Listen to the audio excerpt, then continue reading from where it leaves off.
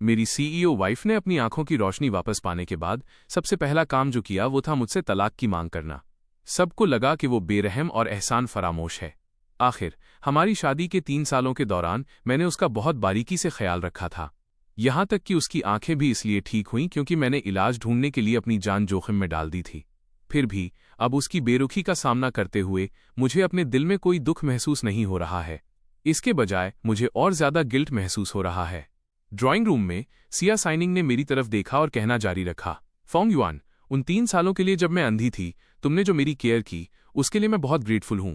लेकिन हमारी मैरिज एक कॉन्ट्रैक्ट पर बेस्ड है। तुम मेरे हस्बैंड बने ताकि मुझे गॉसिप से बचा सको, और मैंने तुम्हारे अडॉप्टिव पेरेंट्स की कॉर्पोरेशन की फाइनेंशियल प्रॉब्लम्स को सॉल्व किया।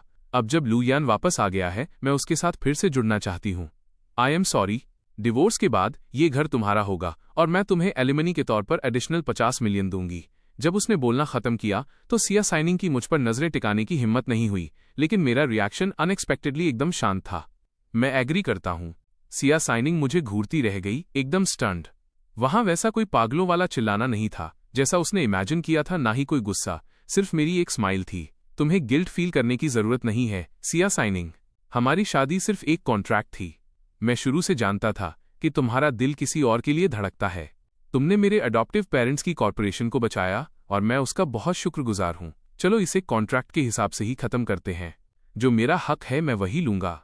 मैंने अपने हाथ में छीला हुआ एप्पल सिया साइनिंग की तरफ बढ़ा दिया।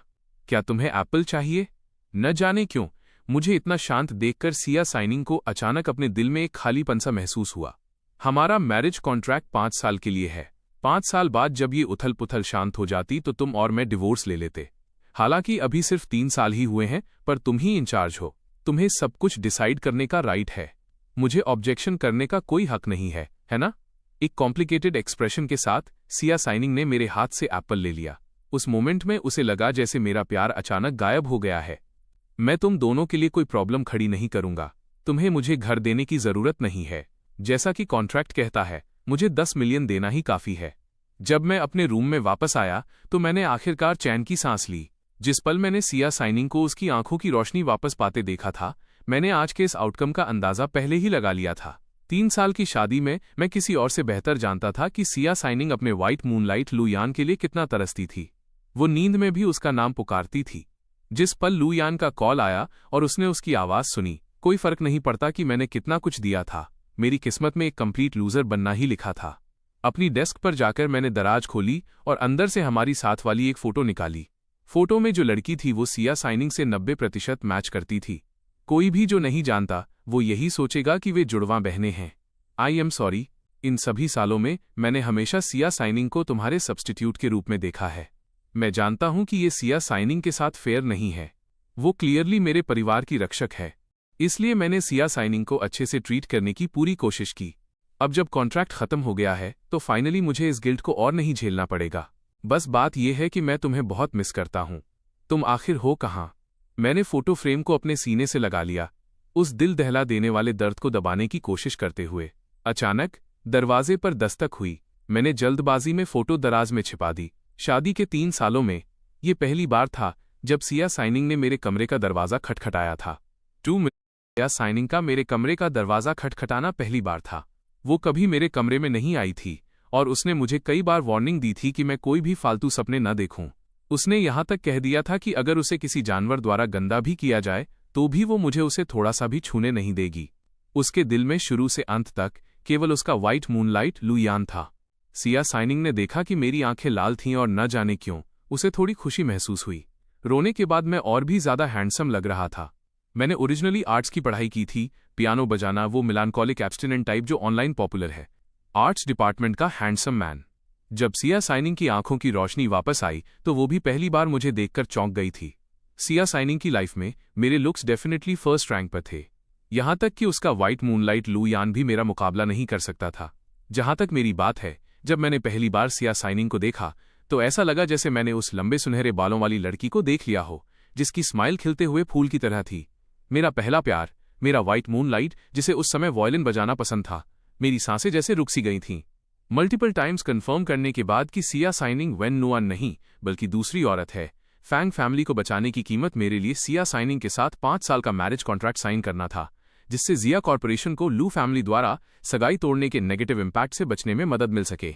साथ ही मुझे सिया साइनिंग की डेली लाइफ का ख्याल रखना था और उसके ऑर्डर्स को ओबे करना था। 5 साल बाद डिवोर्स ऑटोमेटिक हो जाता और मुझे 10 मिलियन मिलते। मैं जानता था कि सिया साइनिंग मुझसे प्यार नहीं करती। वो जिससे प्यार करती थी वो उसका वाइट मूनलाइट लू यान था। सिया साइनिंग फैंग फैमिली की रक्षक थी, लेकिन मैं हमेशा अनकॉन्शियसली सिया साइनिंग को वेन नुआन के सब्स्टिट्यूट के रूप में देखता था। खासकर जब सिया साइनिंग अंधी थी तो वो बिल्कुल महसूस नहीं कर सकती थी कि मैं उसे किसी दूसरी लड़की के सब्स्टिट्यूट के रूप में देख रहा हूं। कभी कभी मुझे लगा कि मैं एक बहुत ही मतलबी विलन हूं जो अपनी पर्सनल डिजायर्स को पूरा करने के लिए एक अंधी रक्षक का फायदा उठा रहा है। बहुत ज्यादा गिल्ट महसूस करते हुए और अपने परिवार को बचाने के लिए उसके प्रति ग्रेटिट्यूड की वजह से मैंने सिया साइनिंग को दोगुने अच्छे तरीके से ट्रीट किया। मैंने सिया साइनिंग के अंधेपन को ठीक करने के लिए खुद पर मेडिसिन टेस्ट करने की भी खुशी खुशी अनुमति दी। बाहर वालों के लिए मैं वो इंसान था जिसने अपनी जान जोखिम में डालकर सारी मुश्किलें झेलीं, लेकिन असली सफरिंग सिर्फ मैं ही जानता था। अब मैं फाइनली आज़ाद हो सकता हूं। मुझे कोई दुख महसूस नहीं हो रहा, सिर्फ रिलीफ और खुशी है। फोंग युआन, तुम्हें पता है मुझे नफरत है जब लोग मुझसे झूठ बोलते हैं। मैं जानती हूं कि इन पिछले 3 सालों में तुमने मेरे लिए क्या कुछ दिया है। हर कोई कहता है कि तुम मेरे प्यार में पागल हो। हालांकि तुमने कॉन्ट्रैक्ट वायलेट किया, पर मैं तुम्हें ब्लेम नहीं करती क्योंकि तुमने मेरी आंखें ठीक की। लेकिन जिस तरह से तुम मेरे लिए अपने प्यार को छिपाते रहते हो और मुझे बेवकूफ़ समझते हो, वो मुझे बहुत अनकंफर्टेबल करता है। मुझे उम्मीद नहीं थी कि सिया साइनिंग ऐसी बातें कहेगी। मैं क्लियरली ये सब सिया साइनिंग की भलाई के लिए कर रहा था, ताकि सिया साइनिंग और उसके वाइट मूनलाइट के लिए कोई एडिशनल अननेसेसरी बोझ पैदा ना हो। फिर भी सिया साइनिंग ने इसे इतने डायरेक्ट तरीके से सामने रखा। आई एम सॉरी सिया साइनिंग, मैं बस नहीं चाहता था कि तुम ज्यादा सोचो या तुम्हारा बोझ बढ़े। मैं सिर्फ उसकी बात में हाँ मिला सकता था। ऐसा कहने का कोई तरीका नहीं था कि जिस इंसान से मैं प्यार करता था वो कभी सिया साइनिंग थी ही नहीं, और सिया साइनिंग को अच्छे से ट्रीट करना सिर्फ इसलिए था क्योंकि मैं उसे वेन नुआन के सब्स्टिट्यूट के रूप में देखता था। वह बात सिया साइनिंग को बहुत गहरी चोट पहुंचाती। सिया साइनिंग ने एक सीरियस एक्सप्रेशन के साथ मेरी तरफ देखा। फैंग युआन, मेरे लिए तुम कभी बोझ नहीं रहे हो। सिया साइनिंग की ये बातें सुनकर मैं एक पल के लिए स्टन रह गया। मुझे समझ नहीं आया कि सिया साइनिंग क्या करने की कोशिश कर रही थी। सिया साइनिंग को भी एहसास हुआ कि उसके शब्द थोड़े इनअप्रोप्रिएट थे। उसने हल्के से अपना गला साफ किया। हालांकि मैं तुम्हें प्यार नहीं कर सकती, पर तुमने मेरी आंखें ठीक की हैं, जिसके लिए मैं बहुत ग्रेटफुल हूं। ये मेरी ड्यूटी थी। अगर तुम हेल्प नहीं करती तो फैंग फैमिली बैंकरप्ट हो जाती। कॉन्ट्रैक्ट में क्लियरली लिखा था कि मुझे तुम्हारा अच्छे से ख्याल रखना होगा, इसलिए मुझे रिस्पॉन्सिबल होना ही था। फैंग युआन, मुझे मिल्क टी पीनी है।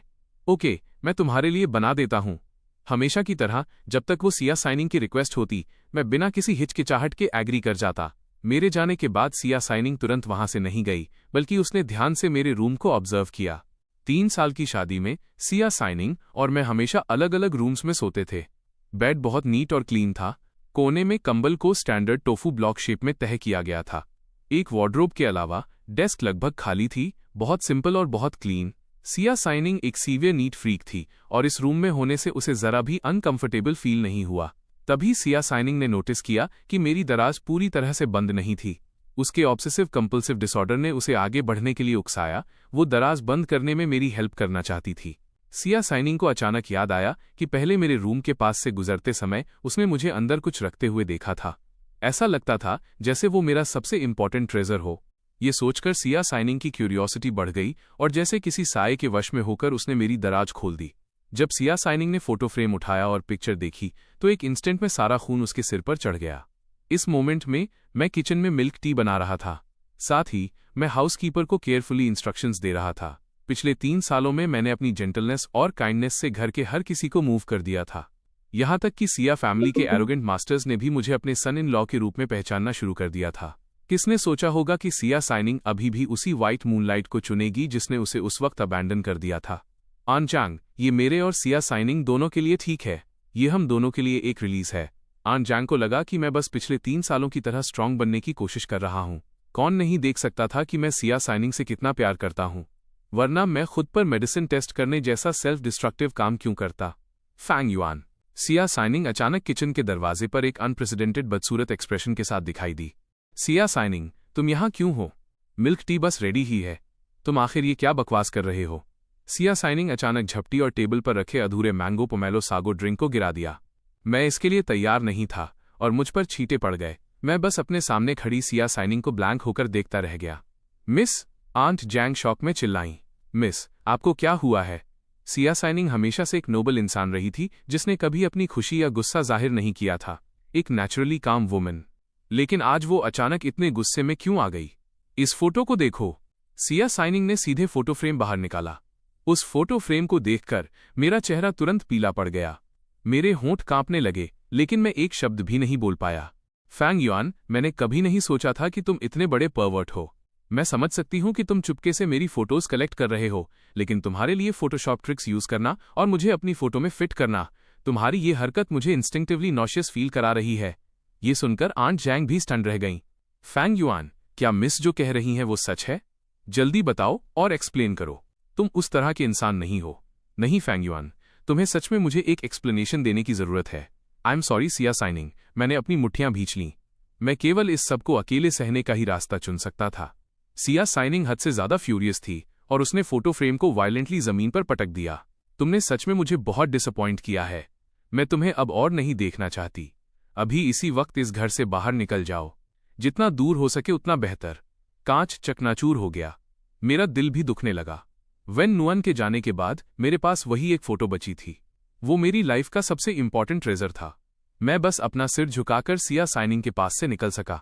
विला के एंट्रेंस पर मैंने उस जगह को देखा जहां मैं 3 साल तक रहा था और राहत की एक लंबी सांस ली। आखिरकार सब खत्म हो गया। सिया साइनिंग अपने रूम में रेड वाइन पीने के लिए वापस चली गई। गुस्से और अल्कोहल के असर से उसका खूबसूरत गोरा चेहरा कुछ शेड्स और ज्यादा रेड हो गया था। डैम इट फैंग युआन, मेरी फोटो चुपके से लेना एक बात है, लेकिन उसने मुझे ब्लॉन्ड हेयर देने के लिए इसे एडिट क्यों किया? मुझे पहले क्यों नहीं पता चला कि उसे ब्लॉन्ड फेटिश है? अचानक फोन बजा। सिया साइनिंग ने देखा कि कॉलर आईडी लू यान की थी और उसका एक्सप्रेशन थोड़ा सॉफ्ट हो गया। उसने आंसर बटन प्रेस किया। साइनिंग, परसों तक जब मैं अपना बिजनेस खत्म कर लूंगा तो मैं घर वापस आ सकता हूं। तब हम साथ रह सकते हैं। सिया साइनिंग ने इंडिफरेंटली रिप्लाई किया। साइनिंग, तुम्हारी आवाज से लग रहा है कि तुम अनहैप्पी हो, या क्या तुम मुझे माफ नहीं कर सकती? लू यान की आवाज थोड़ी अनईजी लग रही थी। मैंने तुम्हें साथ रखने के लिए फैंग युआन को डिवोर्स देने का डिसाइड कर लिया है। Thank you signing. अगर तुम्हें कहना मुश्किल लग रहा है तो मैं फैंग युआन को बता दूंगा कि तुम जिससे प्यार करती हो वो मैं हूं। फैंग युआन का जिक्र आते ही सिया साइनिंग का मूड और खराब हो गया। ठीक है लू यान, जब तुम वापस आओगे तो मैं तुम्हें एयरपोर्ट पर पिक कर लूंगी। मुझे कुछ काम है, मैं फोन रख रही हूं। लू यान के रिप्लाई का वेट किए बिना सिया साइनिंग ने सीधे फोन काट दिया। दरवाजे पर फिर से दस्तक हुई। आंट जांग ने जवाब दिया और दरवाजा खोला। ये देखकर कि सिया साइनिंग का एक्सप्रेशन पहले के गुस्से से थोड़ा बेहतर था, वो सॉफ्टली बोली, मिस, वो फोटो फेंक दी गई है। उसे देखने से भी मुझे नफरत हो रही थी। जब आंट जांग ने रिपोर्टिंग खत्म की और जाने ही वाली थी, सिया साइनिंग ने अचानक उन्हें वापस बुलाया। वो फोटो मुझे दो। लेकिन चूंकि सिया साइनिंग ने ऐसा कहा था, आंट जैंग कुछ नहीं कह सकी और उन्होंने साफ की हुई फोटो सिया साइनिंग को थमा दी। आखिर में आंट जैंग कुछ कहना चाहती थीं, पर हिचकिचा रही थीं। अगर तुम फैंग युआन के लिए प्लीड करना चाहती हो तो जहमत मत उठाओ। मैं उसके इस घटिया और शेमलेस बिहेवियर को माफ नहीं करूंगी। मिस, एक्चुअली मुझे लगता है कि ये फोटो पुरानी है। ये फोटोशॉप की हुई नहीं लग रही है। देखिए, ये फोटो पीली पड़ चुकी है। इसका मटेरियल कम से कम 10 साल पुराना होगा। ये सुनकर सिया साइनिंग थोड़ी चौंक गई और फोटो को क्लोजली देखने लगी। ये वाकई वैसा ही था जैसा आंट जैंग ने कहा था। ये फोटो 10 साल न सही, कम से कम 7 या 8 साल पुरानी तो थी। इंपॉर्टेंट बात यह है कि सिया साइनिंग की मुझसे शादी हुए सिर्फ 3 साल ही हुए थे। आंट जांग और कुछ नहीं कह सकी, इसलिए वो मुड़ी और चली गईं। सिया साइनिंग सोच में डूबकर अपने हाथ में मौजूद फोटो को घूरने लगी। हालांकि फोटो में दिख रही औरत सिया साइनिंग से बहुत मिलती जुलती थी, लेकिन असल में कुछ डिटेल्स अलग थीं। लंबे सुनहरे बाल, स्कूल यूनिफॉर्म, भौहों के बीच एक छोटा सा तिल, और जब वो मुस्कुराती थी तो उसके दांत दिखते थे। सिया साइनिंग में इनमें से कोई भी फीचर नहीं था। उसने जितना इस बारे में सोचा, उसके दिल में सस्पेंस उतना ही गहरा होता गया, जैसे दिल में कोई कांटा चुभ गया हो जिसे निकालना इम्पॉसिबल हो। आखिरकार सिया साइनिंग ने अपना फोन उठाया। वो मेरा फोन नंबर ढूंढना चाहती थी ताकि मैं उसे एक फाइनल एक्सप्लेनेशन दे सकूं।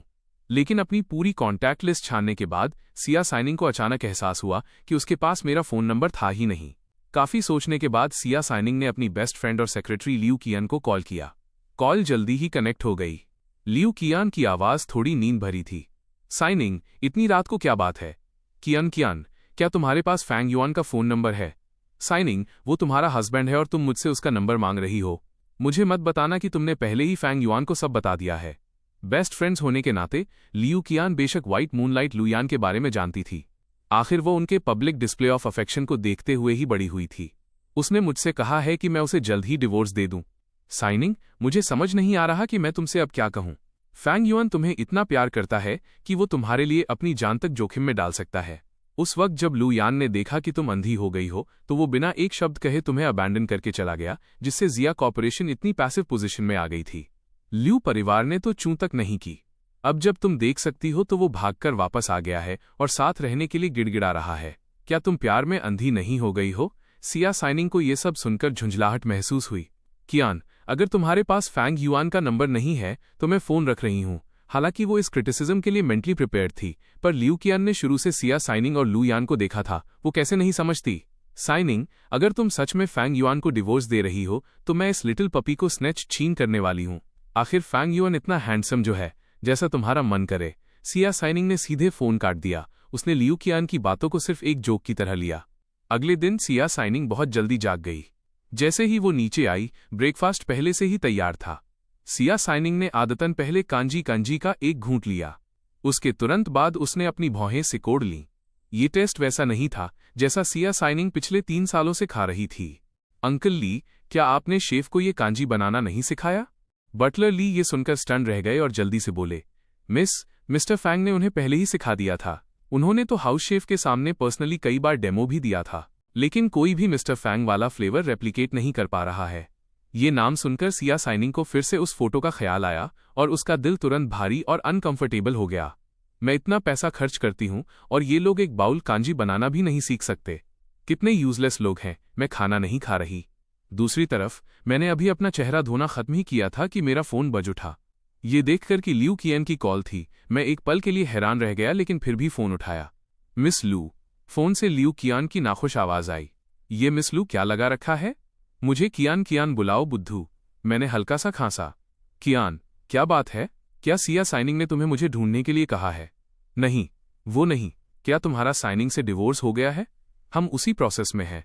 तो क्या तुम ठीक हो? लियू कियान का दिल अचानक दुखने लगा। जब उसने सिया साइनिंग के मुंह से ये सुना था तो उसे सिर्फ गुस्सा आया था कि उसकी बेस्ट फ्रेंड और बॉस इतनी अंधी क्यों है। वो नहीं चाहती थी कि इतना। क्या आप चाहते हैं कि मैं इस कहानी का अगला हिस्सा भी इसी तरह ट्रांसलेट करूं? एक इतने अच्छे लिटिल पपी को छोड़कर उस इरेस्पॉन्सिबल स्कमबैग व्हाइट मूनलाइट पर अड़ी हुई है। मैं ठीक हूं, लेकिन सिया साइनिंग कैसी है? मुझे अभी भी चिंता थी कि कहीं सिया साइनिंग गुस्सा तो नहीं है। लियू कियान को अचानक गुस्सा आ गया। तुम उसके हस्बैंड हो, क्या तुम्हें नहीं पता वो कैसी है? मैंने पहले ही सिया साइनिंग का घर छोड़ दिया है। फैंग युआन, तुम कितने बुद्धू हो। तुम इतने नादान हो कि दिल टूट जाता है। क्या तुम इसके लिए थोड़ा लड़ नहीं सकते? तभी सिया साइनिंग अंदर आ गई। लियू कियान को जल्दी से फोन काटना पड़ा और मैं फोन को एक कड़वी स्माइल के साथ देखता रह गया। दूसरों की नज़रों में मैंने किसी चीज के लिए लड़ाई नहीं की। रियलिटी में मेरे लिए ये एक बहुत बड़ा रिलीफ था। सिया साइनिंग ने अपना हैंडबैग डेस्क पर रखा। उसकी खूबसूरत आंखें लियू कियान पर पड़ीं। कियान, तुम्हें किसने गुस्सा दिलाया? बस कोई बुद्धू है। ओह, सही कहा। साइनिंग, क्या तुमने फैंग युआन को घर से निकाल दिया? सिया साइनिंग के हाथ रुक गए और उसने शक भरी नजरों से लियू कियान की तरफ देखा। तुम्हें कैसे पता चला? क्या तुमने फैंग युआन से कांटेक्ट किया? लियू कियान का दिल धक से रह गया और उसने तुरंत इसे छिपाने के लिए एक परफेक्ट बहाना ढूंढ लिया। अगर तुमने उसे विला से बाहर नहीं निकाला होता तो तुम मुझे इतनी रात को उसका फोन नंबर मांगने के लिए कॉल क्यों करती? तुम सीधे उसके पास जाकर उसे ढूंढ सकती थीं। सिया साइनिंग ने अपने हाथ आपस में भींच लिए। इस बात का जिक्र होने पर वो अपनी आंखों का गुस्सा नहीं छिपा सकी। साइनिंग, फैंग युआन तुम्हारे लिए अपनी जान भी जोखिम में डाल सकता था। यहां तक कि चेयरमैन और बाकी सब ने भी उसे अपना लिया है। क्या तुम भूल गई कि किसकी मेहनत ने तुम्हारी आंखों को ठीक किया? कियान, मैंने जिससे हमेशा प्यार किया है वो लू यान है, फैंग युआन नहीं। तुम हमेशा मेरी और लू यान की गवाह रही हो। तुम्हें समझना चाहिए, फैंग युआन और मेरी एक कॉन्ट्रैक्ट मैरिज है। मेरा ख्याल रखना कॉन्ट्रैक्ट का हिस्सा है। ये वही है जो उसे करना चाहिए था। इसके अलावा तुम नहीं जानती कि फैंग युआन ने कितनी घटिया हरकत की है। सिया साइनिंग ने लियू कियान को उस फोटो वाली स्टोरी सुनाई। लियू कियान की आंखें अचानक फटी की फटी रह गईं। फैंग युआन ने चुपके से तुम्हारी फोटो ली और उसे साथ वाली पिक्चर में फोटोशॉप कर दिया। तुम्हारे बालों को एडिट करके ब्लॉन्ड कर दिया, तो इसलिए तुमने गुस्से में फैंग युआन को बाहर निकाल दिया? नहीं। क्या तुम्हें सच में यकीन है कि फोटो में दिखने वाली लड़की तुम ही हो? ये रही फोटो, देख लो। लियू कियान ने फोटो ली और उसे ध्यान से एग्जामिन किया। ये लड़की सच में सिया साइनिंग से बहुत ज्यादा मिलती जुलती है। साइनिंग, इस फोटो में फोटोशॉप होने के कोई साइन नहीं दिख रहे हैं। मैं इस बारे में बहुत श्योर हूं। इस फोटो का पीलापन देखो, ये क्लियरली 7 या 8 साल से ज्यादा पुरानी है। इसके अलावा, हालांकि ये लड़की काफी हद तक तुम्हारी तरह दिखती है, पर वो क्लियरली बहुत ज्यादा यूथफुल जवान है। फोटो में फैंग युआन भी अपने हाई स्कूल के दिनों का है, आज के फैंग युआन जैसा नहीं। कियान, तुम्हारा मतलब है कि फैंग युआन ने हाई स्कूल के दौरान मेरे साथ फोटो ली थी, लेकिन मैं तो एक ऑल गर्ल्स हाई स्कूल में पढ़ती थी। तुम जानती हो कि वहां कोई लड़के बिल्कुल नहीं थे। बार बार सोचने के बाद लियू कियान सिर्फ इसी कंक्लूजन पर पहुंच सकी। फिर तो ये सच में बहुत अजीब है। क्या ये कोई ऐसी लड़की हो सकती है जिसे फैंग युआन हाई स्कूल में जानता था? एक ऐसी लड़की जो काफी हद तक तुम्हारी तरह दिखती हो। इस मोमेंट पर सिया साइनिंग अब कॉन्फिडेंट नहीं रही, वरना इस बात का कोई मतलब नहीं बनता था। दुनिया में ऐसा कोइंसिडेंस, इत्तेफाक कैसे हो सकता है? लियू कियान ने शक के साथ पूछना जारी रखा। तो फैंग युआन ने क्या कहा? उसने बस इतना कहा कि उसे दुख है कियान। फैंग युआन का एटीट्यूड देखो। ऐसा नहीं है कि मैंने फैंग युआन को चांस नहीं दिया, लेकिन उसने कुछ कहा ही नहीं। भला मुझे गुस्सा कैसे नहीं आता? क्या आप चाहते हैं कि मैं इस कहानी का अगला हिस्सा भी इसी तरह ट्रांसलेट करूं? शायद फैंग युआन की कुछ ऐसी अनकही मजबूरियां हों जिन्हें वो बता नहीं सकता। मुझे याद है कि ये हाई स्कूल यूनिफॉर्म शहर के नंबर 2 हाई स्कूल की है। कैसा रहेगा अगर हम किसी को इसे इन्वेस्टिगेट करने के लिए कहें? फैंग फैमिली के घर पहुंचने पर मेरी अडॉप्टिव मॉम पर्सनली मुझे वेलकम करने के लिए दरवाजे पर आईं। जैसे ही मैंने मॉम पुकारा, मैंने अपने हाथ में पकड़े गिफ्ट्स उन्हें दे दिए। बेटा, तुम्हारा यहां आना ही काफी है, गिफ्ट्स लाने की क्या जरूरत थी? लू हुआन यून ने ऐसा तो कहा, लेकिन उन्होंने पहले ही एक हाथ से मेरे सारे गिफ्ट्स अंदर रख दिए थे। मुझे इसकी काफी समय से आदत थी। मैं बस मुस्कुरा दिया। ये वही है जो मुझे करना चाहिए था। डैड कहाँ हैं? तुम्हारे फादर गार्डनिंग कर रहे हैं। कंपनी अच्छा नहीं कर रही है। वह शांत नहीं बैठ सकते। वह हमेशा कुछ न कुछ जुगाड़ करने की सोचते रहते हैं। लाइफ बहुत डिफिकल्ट है। मेरी अडॉप्टिव मॉम ने अपनी परेशानियों की शिकायत करना शुरू कर दिया। फिर उन्होंने अपनी आवाज धीमी की और कहा, फैंग युआन, मुझे बताओ, तुम्हारे और सिया साइनिंग के बीच चीजें कैसी चल रही हैं? तुमने उसकी आंखों की रोशनी वापस पाने में मदद की। क्या उसने रिवॉर्ड देने के बारे में कुछ कहा? मैंने पहले ही सिया साइनिंग का घर छोड़ दिया है। मैं जानता था कि ये बात छिपाई नहीं जा सकती, इसलिए मैंने उन्हें सब बता दिया। ये सुनकर लू हुआन यून के एक्सप्रेशन अचानक बदल गए। घर छोड़ना इतनी बड़ी बात है, तुमने हमसे इस बारे में डिस्कस क्यों नहीं किया? मैं बस कुछ कहने ही वाला था कि बुढ़िया, तुम किस बात पर चिल्ला रही हो? अपना काम खत्म करने के बाद सफेद टैंक टॉप पहने हुए मैं तुम्हें गार्डन से ही सुन सकता था। फैंग गो जांग एक गंभीर एक्सप्रेशन के साथ अंदर आए। लू हुआन यून ने मुंह बनाते हुए कहा, ओल्ड मैन, हमारे बेटे ने सिया साइनिंग का घर छोड़ दिया है। इतनी बड़ी बात, और इस लड़के ने हमसे डिस्कस तक नहीं किया? हमने शुरू से ही सिया फैमिली के साथ ये क्लियर कर दिया था कि ये एक कॉन्ट्रैक्ट मैरिज थी। क्या तुम सच में उम्मीद करती हो कि सिया साइनिंग हमारे बेटे के साथ रहेगी? वो चाहती थी कि हमारा बेटा चला जाए। हम क्या कह सकते हैं ओल्ड मैन? तुम जो कह रहे हो वो बहुत कठोर है। फैंग युआन ने सिया साइनिंग की आंखें ठीक करने में मदद की और उसने तुरंत हमारे बेटे को बाहर निकाल दिया। क्या ये एहसान फरामोशी नहीं है? क्या सिया साइनिंग ने हमारे फैंग परिवार को नहीं बचाया था? अगर सिया फैमिली ने मदद नहीं की होती तो हमारा पूरा परिवार बहुत पहले ही सड़क पर आ गया होता। इसके अलावा हमारे बेटे ने एहसान का ये कर्ज चुका दिया है। अब और क्या किया जा सकता है? लू हुआन यून एक पल के लिए स्पीचलेस हो गईं। उन्हें समझ नहीं आया कि क्या कहें। फैंग गो जांग ने पहले लू हुआन यून की तरफ देखा, फिर मेरी तरफ। बेटा, अब इस बारे में और मत सोचो, घर वापस आ जाओ। फैंग गो जांग सिया साइनिंग के लिए मेरी फीलिंग्स के बारे में जानते थे। आखिर उनका फैंग परिवार सिया साइनिंग के लायक नहीं था। अब जब सिया साइनिंग की आंखों की रोशनी वापस आ गई है तो उसका मेरे साथ होना और भी इम्पॉसिबल है। लू हुआन यून हकलाने लगी। क्लियरली वो नहीं चाहती थी कि मैं वापस आऊं। ओल्ड मैन, ऐसा लगता है कि हमारे पास रूम्स खत्म हो गए हैं। फैंग गो जांग को बहुत गुस्सा आया। हमारा बेटा घर आना चाहता है और तुम कह रही हो कि कोई रूम नहीं है। क्या तुम एक रूम खाली नहीं कर सकती? अपने सारे पुराने फटे पुराने कपड़े बाहर फेंक दो। डैड, आप दोनों बहस करना बंद कीजिए। मैंने पहले ही बाहर एक जगह रेंट पर ले ली है। मैं वापस एक पियानिस्ट बनने का प्लान कर रहा हूं। आप लोग अब नए घर में शिफ्ट हो गए हैं। ये बहुत बड़ा नहीं है और मेरी प्रैक्टिस से आप दोनों को डिस्टर्बेंस होगा। बाहर रहना ही बेस्ट चॉइस है। जैसे ही मैंने ये कहा, मेरी अडॉप्टिव मॉम के एक्सप्रेशन थोड़े सॉफ्ट हो गए। ऐसा नहीं है कि मैं एग्री नहीं करती, बस बात यह है कि कंपनी सच में अच्छा नहीं कर रही है। अब हमारे परिवार की सिचुएशन देखो। मैं समझता हूं मॉम। मैंने अपनी नजरें नीचे झुका लीं। सिया फैमिली की मदद के बावजूद इसने सिर्फ फैंग परिवार को बैंकरप्सी की किस्मत से बचने में मदद की थी। दिवालियापन और कर्ज की वसूली। अब डेली एक्सपेंसेस को मेंटेन करने के लिए उन्हें अपना विला तक बेचना पड़ा और इस 3 कमरों के वॉकअप अपार्टमेंट में मूव होना पड़ा। यहाँ रहना अभी भी पॉसिबल है, लेकिन मैं एक अडॉप्टेड बेटा हूँ और मेरा एक छोटा भाई है जो एब्रॉड विदेश में पढ़ रहा है। सारा पैसा मेरे छोटे भाई पर खर्च किया जाता है।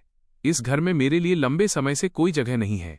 सिया साइनिंग के साथ कॉन्ट्रैक्ट मैरिज मेरे अपने स्वार्थी कारणों के अलावा फैंग फैमिली द्वारा मुझे पालने पोसने का कर्ज चुकाने के लिए भी थी।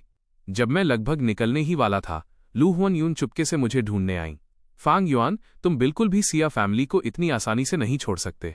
भले ही ये एक कॉन्ट्रैक्ट मैरिज है, सिया फैमिली ने हमारे फैंग परिवार का कर्ज चुकाने में मदद की है, लेकिन क्या तुमने भी सिया की आंखें ठीक करने में मदद नहीं की? चूंकि वो इतनी बेरहम है, तो हमें अनजस्ट अन्यायपूर्ण होने के लिए दोष मत देना। तुम्हें इससे कुछ और पैसे निकालने ही होंगे, सुना तुमने? वरना तुम एक बुद्धू हो। ओह, सही कहा। मुझे याद है कि जुलाई के अंत में सिया फैमिली तुम्हें एक बड़ी रकम देने वाली है ना? फैंग गुओ यांग बाहर आए और सीधे लू हुआन यून पर चिल्लाए। लू हुआन यून, अगर तुमने फैंग युआन के उन पैसों पर नजर डालने की हिम्मत की तो मैं तुम्हें डिवोर्स दे दूंगा। जब फैंग फैमिली संकट में थी तो फैंग जी की कोई एम्बिशन नहीं थी। तुमने उसे अब्रॉड की किसी रद्दी यूनिवर्सिटी में भेजने के लिए भारी रकम खर्च करने की जिद की। फैंग युआन एक पियानो जीनियस है। उसे सीधे अब्रॉड के Saint Paul Conservatory of Music में एडमिशन मिल गया था। हमें बस थोड़ा सा पे करना था और बाकी स्कूल कवर कर लेता। लेकिन तुम एग्री नहीं हुई और तुमने कर्ज चुकाने के लिए फैंग युआन को सिया साइनिंग के साथ कॉन्ट्रैक्ट मैरिज में धकेल दिया। क्या तुम्हारे पास ज़मीर है? अब तुम फैंग युआन के पैसों पर भी नजर रखना चाहती हो? लू हुआन यून की आंखें लाल हो गईं। ओल्ड मैन, अपनी जुबान संभालो। कौन फैंग युआन के पैसों पर नजर रख रहा है? मैं बस नहीं चाहती कि हमारे बेटे का फायदा उठाया जाए। मुझे इतना भयानक अपराधी मत बनाओ। मेरा सिर थोड़ा चकराने लगा। मैं बीच बचाव करने ही वाला था, तभी एक मेबाक सीधे दरवाजे पर आकर रुकी। कार का दरवाजा खुला और एक पावरफुल ऑरा के साथ एक खूबसूरत फिगर बाहर निकला। वो सिया साइनिंग थी। मुझे उम्मीद नहीं थी कि सिया साइनिंग यहां दिखाई देगी। मैं थोड़ा स्टैंड रह गया। सिया साइनिंग, तुम यहां क्या कर रही हो? फैंग युआन, हमें बात करने की जरूरत है। कार में बैठो। जहां तक फैंग गो यांग और लू हुआन यून की बात थी, सिया साइनिंग ने बस सिर हिलाया और फिर मुझे इग्नोर कर दिया। तुम्हारे पास अभी भी मुझे एक्सप्लेन करने के लिए कुछ नहीं है। Siya signing, I am really sorry.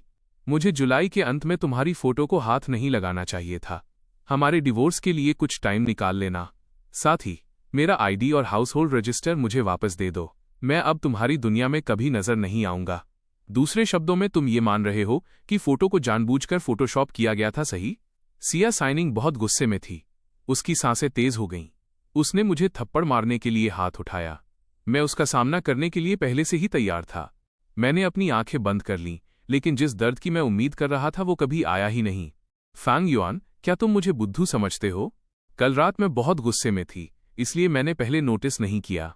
अब तुम अभी भी मुझे बता रहे हो कि फोटोशॉप की गई है।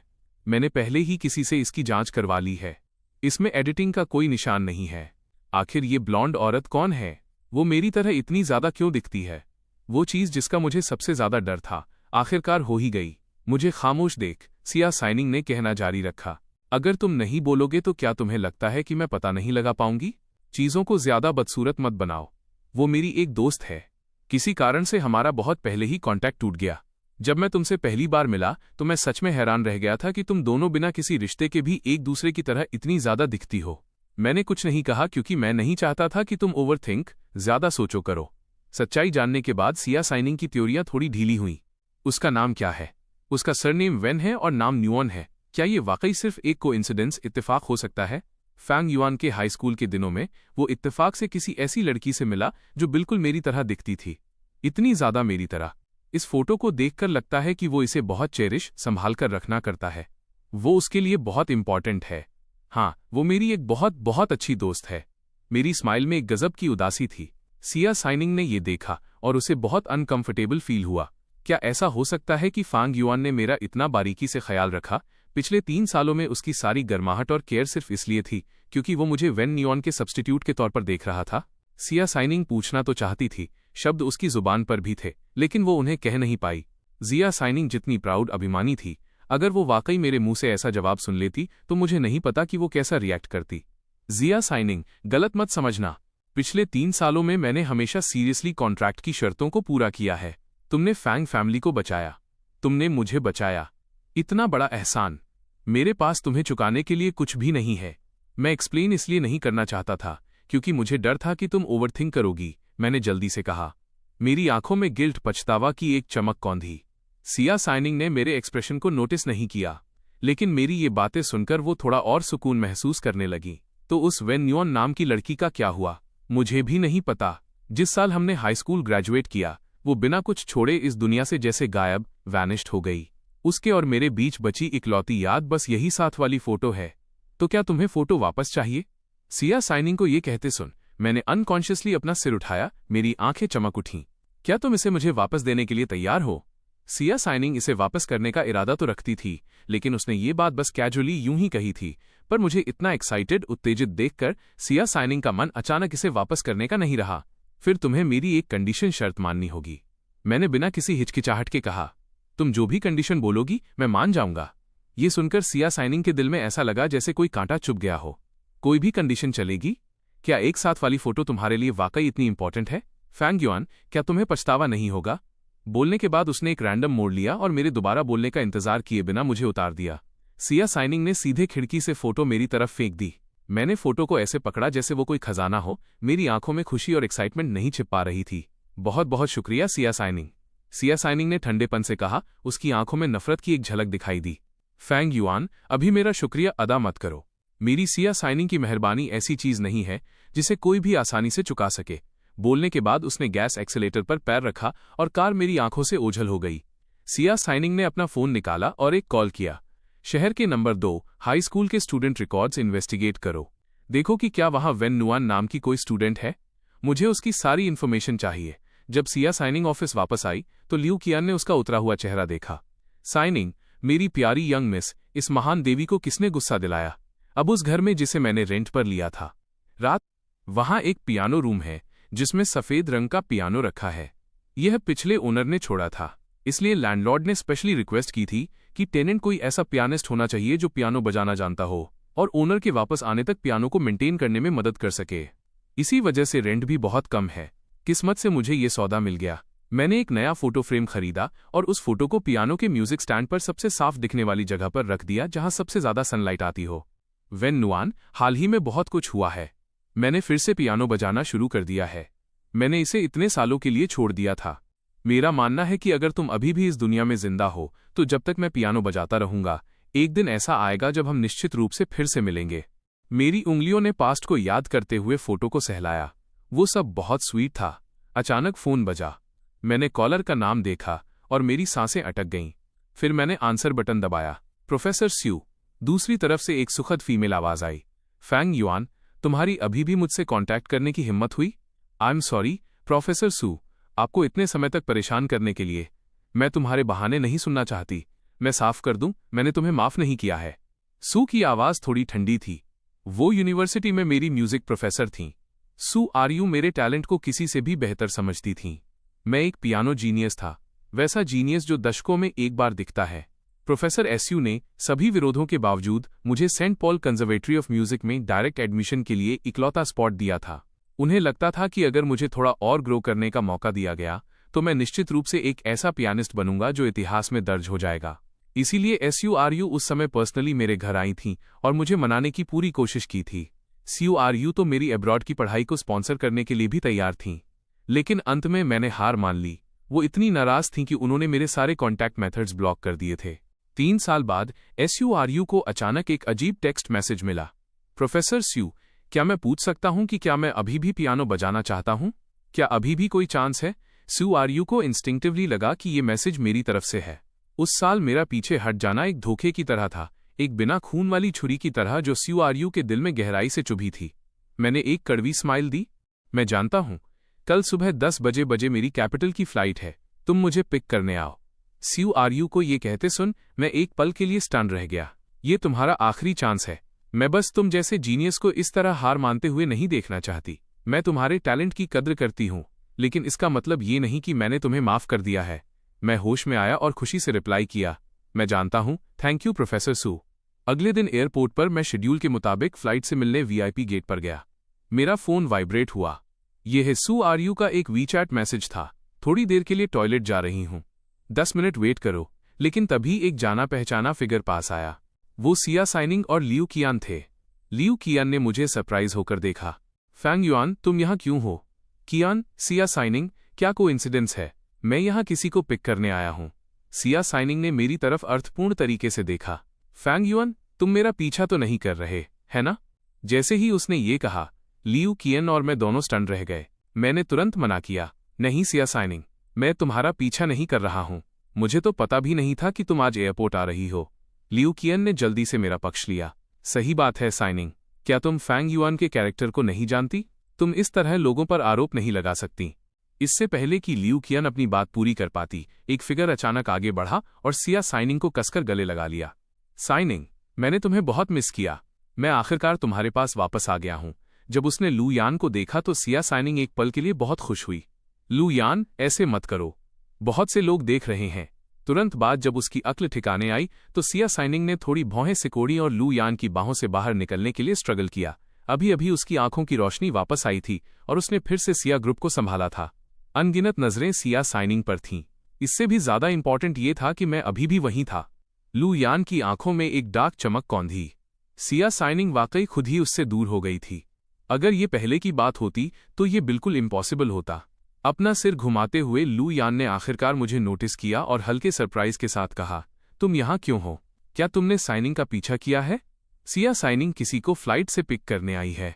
अगर तुम एक मर्द हो तो तुम साथ कैसे आ सकते हो?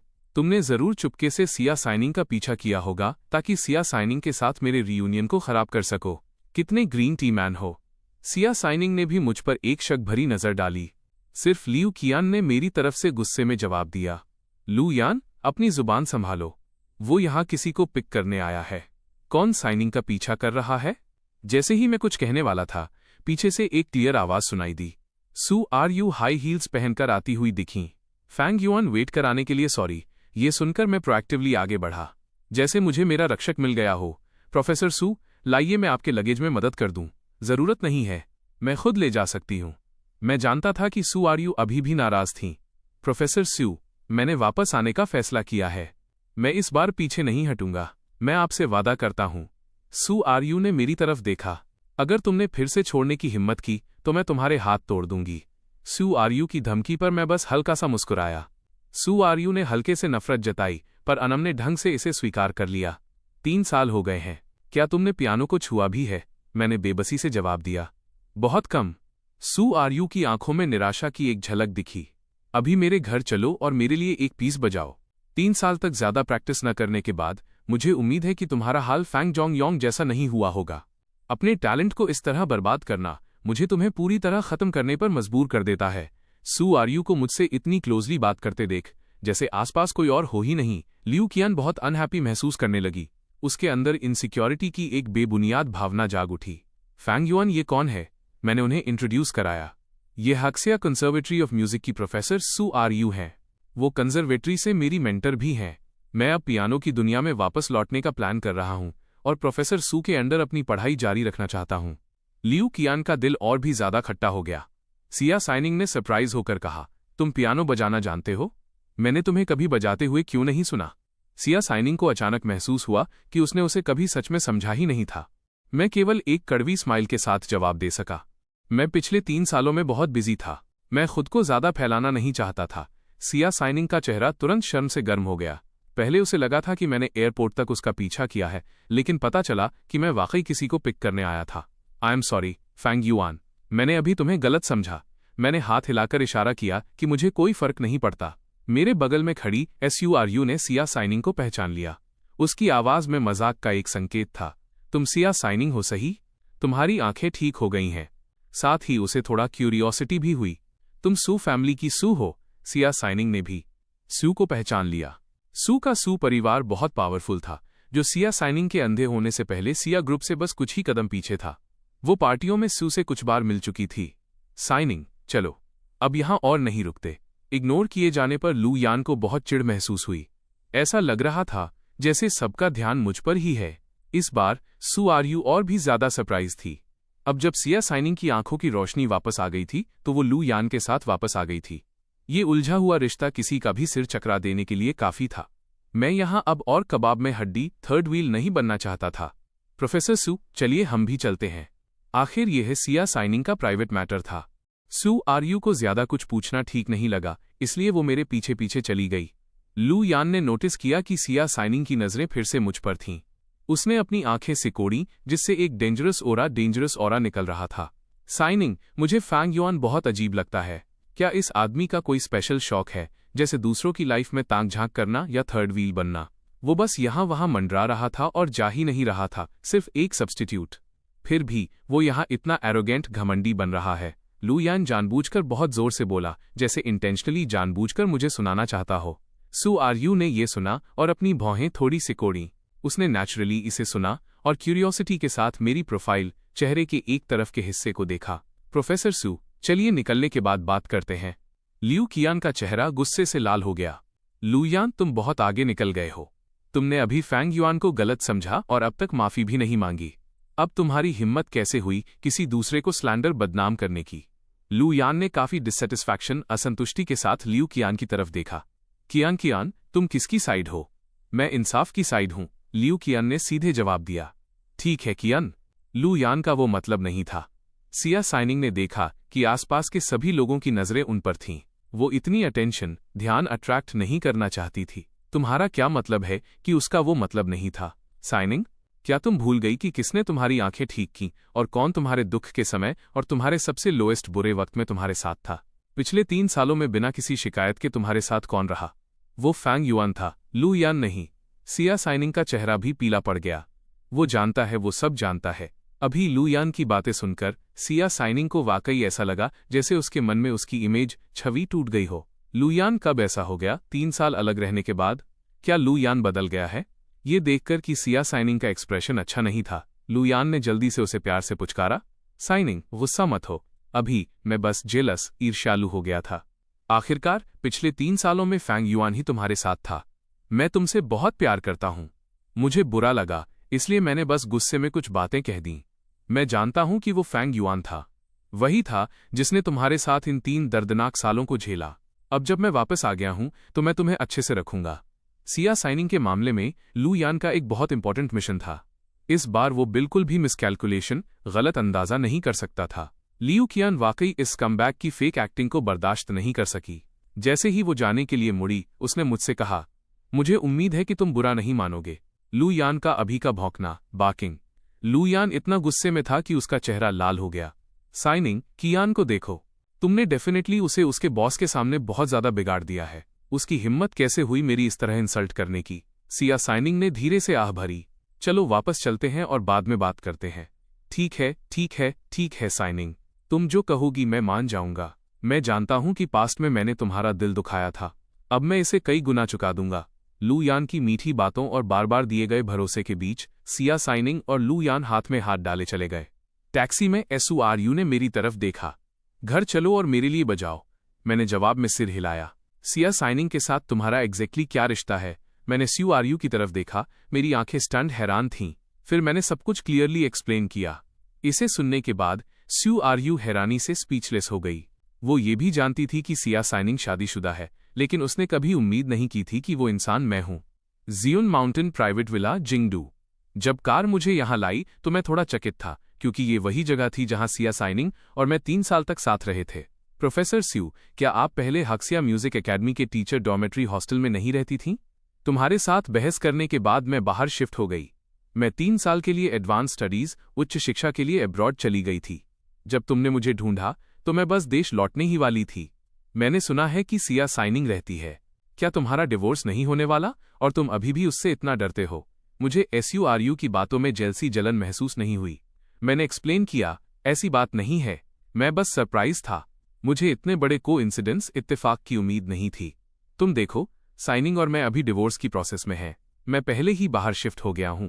फिर कोई फर्क नहीं पड़ता अगर हम एक दूसरे से टकरा जाएं। चलो पहले ही क्लियर कर लेते हैं। 3 साल पहले तुमने मेरी उम्मीदों को डिसअपॉइंट किया था। इस बार तुम अपनी मर्जी से मेरे पास आए हो। अगर तुमने 3 साल पहले वाला स्पिरिट, जज्बा खो दिया है। SURU आगे नहीं बोली, बल्कि उसने मेरी तरफ गला काटने का इशारा किया। इस एक्शन ने मुझे बिल्कुल नहीं डराया। इसके बजाय मैंने सीरियसली कहा, प्रोफेसर स्यू, इस बार मैं आपकी उम्मीदों को बिल्कुल भी डिसअपॉइंट नहीं करूंगा। ये देखकर कि मैं पीछे नहीं हटा, तभी SURU ने अपनी नजरें हटाईं। मैंने ज्यादा कुछ नहीं कहा। मैं बस अपनी लंबी गोरी उंगलियों के साथ पियानो के सामने शांति से बैठ गया। मैंने धीरे से ब्लैक और व्हाइट कीज को छुआ। एक नेचुरल फ्लो, प्रवाह, एक शानदार म्यूजिक का पीस निकल कर आया। ये बीथोवन का मूनलाइट सोनाटा था। हर एक नोट चांदनी में झील की चमकती सतह की तरह था, जो चांदी जैसी चमक के साथ समय की लंबी नदी के माध्यम से चांदनी की तरह धीरे धीरे फैल रहा था। सू आरयू ने अपनी आंखें बंद कर लीं, मेरा पियानो सुनना शुरू किया। उसके विचार कहीं खो गए। उसी समय एक मेबैक विला के गेट से गुजरी थी। सिया साइनिंग पीछे की सीट पर बैठी थी। अचानक वो बोली, रुको। ड्राइवर ने ऑर्डर के मुताबिक गाड़ी रोक दी। प्रेसिडेंट सिया, क्या बात है? शू। सिया साइनिंग ने खामोश रहने का इशारा किया। वो अपने सामने वाले विला से आ रहे इस मधुर पियानो म्यूजिक को सुन सकती थी। इसने मिरेक्युलसली चमत्कारी रूप से सिया साइनिंग के बेचैन दिल को सुकून दिया। इससे पहले जब उसने लू यान के साथ लंच किया था तो लू यान ने उनके पास्ट की कई स्टोरियां सुनाई थीं। ऐसा लग रहा था जैसे कुछ भी नहीं बदला है। वे अभी भी यूनिवर्सिटी कैंपस के वही कपल थे। वो गोल्डन कपल जिसे हर कोई एडमायर प्रशंसा करता था। फैमिली बैकग्राउंड, लुक्स और एबिलिटी क्षमता के मामले में एक परफेक्ट मैच। सिया साइनिंग वाकई बहुत खुश थी। वो पहला प्यार जिसके लिए वो 3 साल तक तरसी थी, उसका व्हाइट मूनलाइट वाकई लौट आया था। भले ही 3 साल बीत गए थे, लू यान बदला हुआ लग रहा था। वो अब 3 साल पहले की सिया साइनिंग की यादों वाला व्हाइट मूनलाइट नहीं रहा। वह गहरा और जेंटल, सभ्य प्रेमी। आखिर समय बीत ही जाता है, थोड़ा बदलाव नॉर्मल है। इंपॉर्टेंट बात यह है कि वो अभी भी वही है। बात बस इतनी थी कि जब वे अलग हुए तो लू यान फिर से सिया साइनिंग को किस करना चाहता था और उसके साथ थोड़ा हैंड्जी, हाथ-पाई जबरदस्ती होने लगा। काफी ओवरली इंटीमेट एडवांस करने की कोशिश की। सिया साइनिंग ने लू यान को रुकने के लिए कहा, लेकिन लू यान ने बहुत बेताबी दिखाई और कहा कि वे फिर से लवर्स बनने वाले हैं, तो एक हग या किस में क्या बड़ी बात है। सिया साइनिंग इस बात को एक्सेप्ट नहीं कर सकी। 3 साल बीत चुके हैं। सिया साइनिंग के सबसे दर्दनाक पलों में लू यान कभी नजर नहीं आया। इस सच ने आखिरकार सिया साइनिंग के दिल पर एक न मिटने वाला गहरा जख्म, इंडेलिबल स्कार छोड़ दिया था और लू यान ये अच्छी तरह जानता था। फिर भी अब वो बहुत नाखुश होने का नाटक कर रहा था। इसलिए जब लू यान ने कहा कि वो सिया साइनिंग को घर छोड़ना चाहता है तो उसका पहला रिएक्शन मना करना था। भले ही सिया साइनिंग ने नोटिस किया कि लू यान का चेहरा बिगड़ रहा है, पर वो नरम नहीं पड़ी।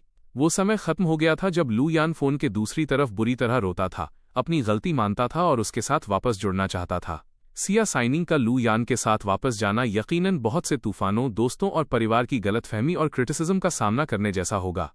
ये चीजें सिया साइनिंग को और भी ज्यादा परेशान कर रही थीं।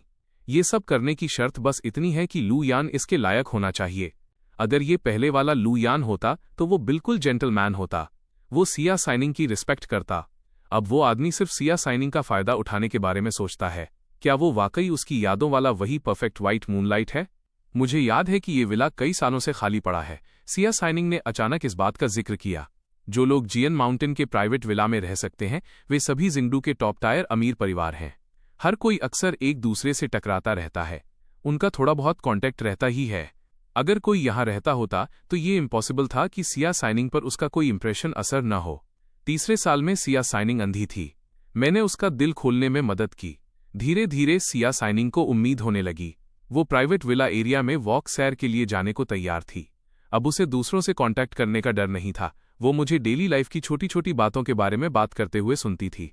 वे क्लियरली बहुत बोरिंग चीजें थीं, लेकिन मैं हमेशा सिया साइनिंग को हंसा देता था, जिससे सिया साइनिंग को अपने दिल में एक अनप्रेसिडेंटेड, अभूतपूर्व सुकून महसूस होता था। मेरी हिम्मत सिया साइनिंग का हाथ पकड़ने की नहीं हुई। इसके बजाय मैं उसे केवल एक क्लोज लेकिन रिस्पेक्टफुल डिस्टेंस दूरी से सपोर्ट करता था। मेरी गहरी मैग्नेटिक आवाज को सुनना, हवा, धूप और उस एहसास को महसूस करना। धीरे धीरे सिया साइनिंग का दिल अब इतना निराश और दुखी नहीं था। फैंग युआन, वो अब कैसा है? वो सू आरयू के साथ कहाँ गया? घर से निकाले जाने के बाद वो रहने के लिए कहाँ गया? न जाने क्यों सिया साइनिंग लगातार उस सीन के बारे में सोच रही थी जो उसने आज एयरपोर्ट पर देखा था, साथ ही मेरी और SURU की इमेज। वे साथ में बहुत वेल मैच्ड, एक दूसरे के लिए बने हुए लग रहे थे। सही कहा प्रेसिडेंट सिया। मैं कल यहां से निकला था और मुझे भी कोई नहीं दिखा। ओनर शायद आज ही वापस आया है। यहाँ कौन रहता है? सिया साइनिंग ने क्यूरियोसिटी के साथ पूछा। बीथोवेन के मूनलाइट सोनाटा का ऐसा फ्लूइड और थॉट प्रोवोकिंग, सोचने पर मजबूर करने वाला, रेंडरेशन बजाने वाला जरूर कोई बहुत फेमस पियानिस्ट होगा। ये प्रेसिडेंट सिया, मुझे भी नहीं पता। मुझे मैनेजमेंट ऑफिस से पूछने दीजिए। सिया साइनिंग विला के ओनर की पहचान जानना चाहती थी।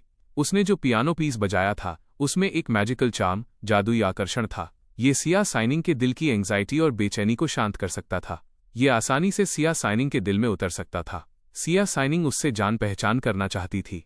आपने कहा कि इस विला की ओनर सू आर यू है? हाँ, प्रेसिडेंट सिया। किसी को बताना मत। एक टॉप प्राइवेट विला के मैनेजमेंट के तौर पर रेजिडेंट्स की इन्फॉर्मेशन स्ट्रिक्टली कॉन्फिडेंशियल, गोपनीय होती है। ये तो केवल महान चाओ प्रिंसेस सिया साइनिंग की इंक्वायरी की वजह से था कि मैनेजर ने थोड़ा सा खुलासा करने की हिम्मत की।